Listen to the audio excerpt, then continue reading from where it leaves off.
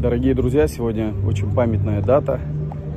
Все-таки Республика Тыва, она героическая в том плане, что ее сыновья, дочери отдали лучшие года, кто-то и жизнями своими во имя республики, во имя нашей общей родины пожертвовал, чтобы сегодняшнее голубое небо и вот это мероприятие, которое здесь проходит, напоминало нам в очередной раз о том, что чтить, помнить, гордиться — это не просто слова, это то, что у нас генетически в нас во всех заложено. Поэтому дань памяти, уважению всех поколений, вечная слава тувинским добровольцам.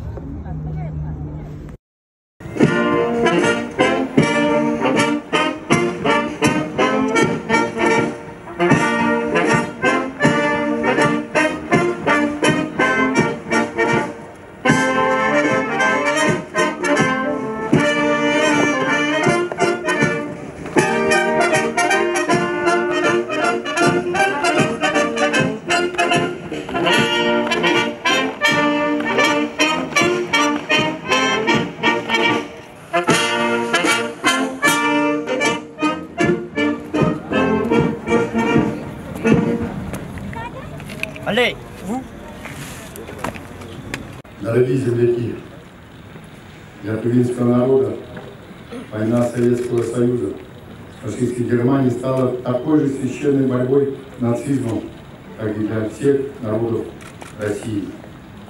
Ровно 80 лет назад, 1 сентября 1943 года, молодая Тувинская Народная Республика проводила на фронт 206 добровольцев кавалерийского эскадрона.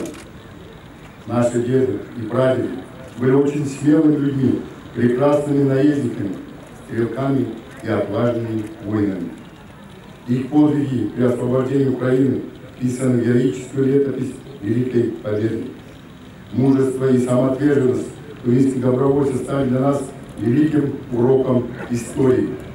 Победа над фашизмом стала символом свободы, независимости, сохранения основных человеческих ценностей.